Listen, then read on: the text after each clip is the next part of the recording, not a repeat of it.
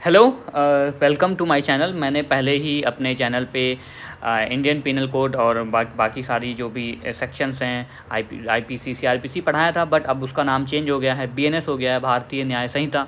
तो हम भारतीय न्याय संहिता में कुछ नई धाराएं और उपधाराएं ऐड की गई हैं। I request all of you to please note it down और उसका रट्टाफिकेशन करिए, बिकॉज क्योंकि आपको पता है जो लोग कानून में काम करते हैं तो वो जब तक व्यवहार में इन धाराओं को नहीं लाते हैं तब तक काम उनको याद नहीं होता है। एक्चुअली कोई रटता नहीं है, लेकिन जब नया नया कोई परिवर्तन हुआ है तो आपको इसको लिखना चाहिए, आपको शायद 2-3 बार लिखना चाहिए, ध्यान में रखना चाहिए। और जब आप कुछ important like if you are a policeman और एन एडवोकेट, तो आपको पता है कि आप आपके व्यवहार में ये धाराएँ आएंगी और you will be like champion of it in a few days. But हाँ, उसके बावजूद भी हमें पता होना चाहिए कि क्या क्या न्यू एडिशन हुआ है।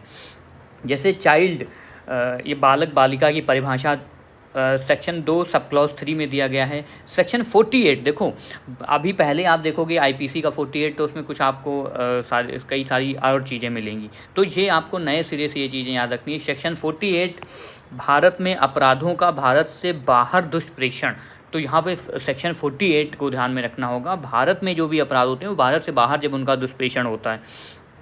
और सेक्शन 69, ठीक है, तो ये प्रवंचनापूर्ण साधनों का प्रयोग करके मैथुन, ठीक है, तो ये भी आपको ध्यान में रखना चाहिए 69 का जो सेक्शन है। उसके बाद में सेक्शन 73 न्यायालय की अनुज्ञा के बिना प्रकाशन, ठीक है, 73 इज़ वेरी इंपॉर्टेंट, ठीक है।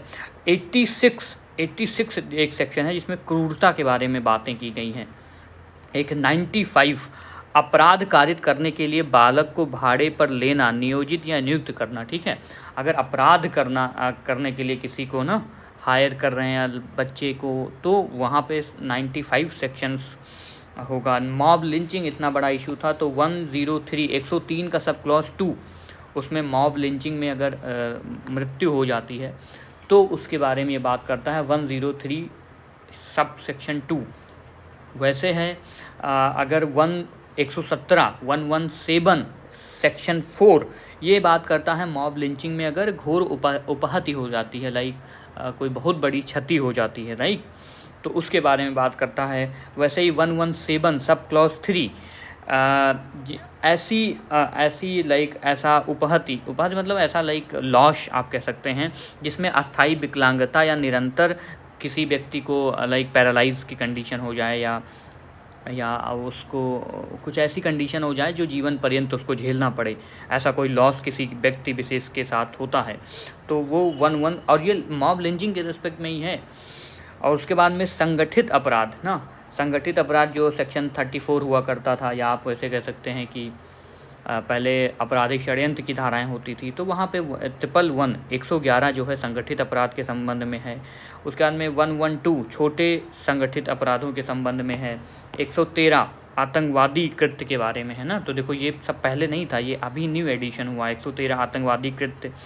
152 भारत के संप्रभुता एकता अखंडता को खतरे में डालने वाले कार्य को 152 सेक्शन के अंतर्गत रखा गया है।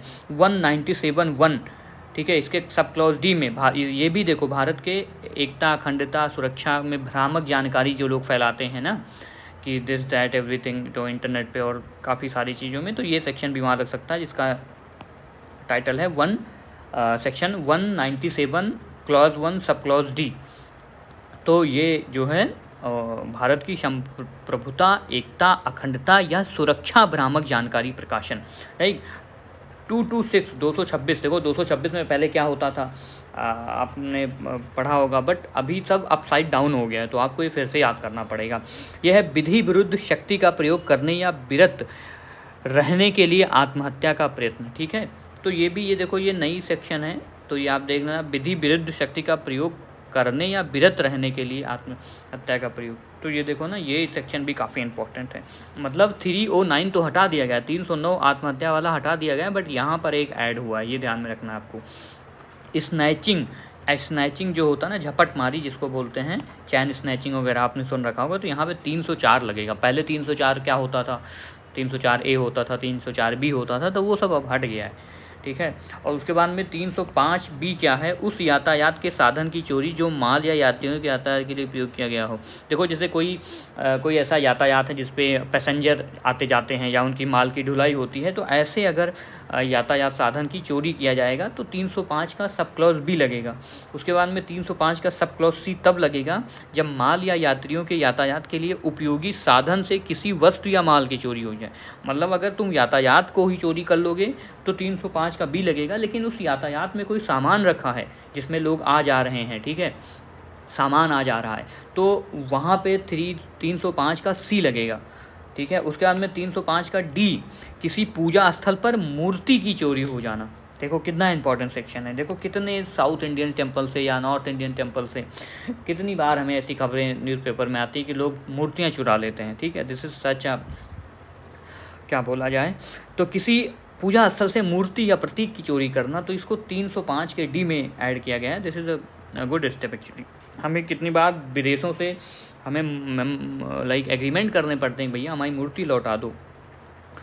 305 का ई, यह है सरकार या किसी अस्थायी प्राधिकरण की किसी संपत्ति की चोरी, ठीक है। तो मान लो कोई सरकार है, कोई इंस्टीट्यूशन है, कोई प्राधिकरण है, कोई अथॉरिटी है, वहाँ से किसी संपत्ति की चोरी करेगा कोई, तो 305 का ई है।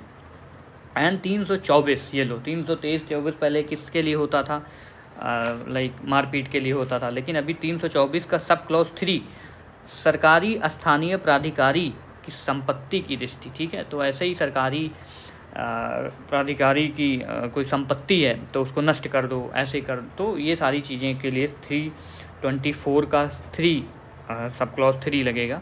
तो ये नई धाराएं हैं। मैं आपसे रिक्वेस्ट करता हूँ, if you are any way related to law and order things, you are a policeman, women और advocate or anybody interested in law, so please take note of this and it will help you eventually, I hope. So stay blessed, God bless you all, Jai Hind.